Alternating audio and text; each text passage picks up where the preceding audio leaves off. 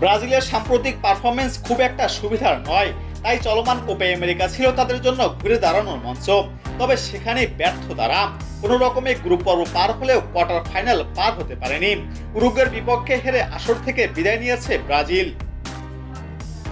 গত জানুয়ারিতে ফার্নান্দো দিনিজকে ছাঁটাই করে দরিবাল জুনিয়রকে দেওয়া হয় ব্রাজিলের দায়িত্ব। তুলনামূলক তার অধীনে কিছুটা হলে ভালো খেলেছে সেলেসাওরা। কোপা আমেরিকার ব্যর্থতার অনেকে দায়ভার দেখছেন দরিবালের, তবে এখনই তার ওপর আস্থা হারাচ্ছেন না দেশটির ফুটবল ফেডারেশন। 2026 বিশ্বকাপ পর্যন্ত তিনি দেশটির কোচের দায়িত্বে থাকছেন, এমনটি জানিয়েছেন সিবিএফ প্রেসিডেন্ট অ্যানগালোস রদ্রিগেজ। সম্প্রতি ইএসপিএনকে ব্রাজিল অ্যানগালো রদ্রিগেজ বলেন, আগামী 2 মাসের মধ্যে আমাদের বিশ্বকাপ বাছাই পর্বের খেলা আছে, তাই পরিকল্পনা হচ্ছে চালিয়ে যাওয়া। এখন বিশ্বকাপে চক্র শুরু হয়ে গেছে এবং সে এবং তার কোচিং স্টাফ জানেন কোথায় কোথায় পরিবর্তন দরকার, ভুলটা কোথায় তা দরিবাল খুঁজে বের করেছেন। এভাবেই একটা জয়ী দল গড়ে ওঠে। দরিবাল জুনিয়র জানুয়ারিতে এলেও মার্চের প্রথমবার ডাগ আউটে দাঁড়ান। 2 মাসেরও বেশি সময় ধরে ক্যাম্পে খেলোয়াড়দের একত্রিত করা, পাশাপাশি দলকে গোছানোটাই সময় কাটিয়েছেন।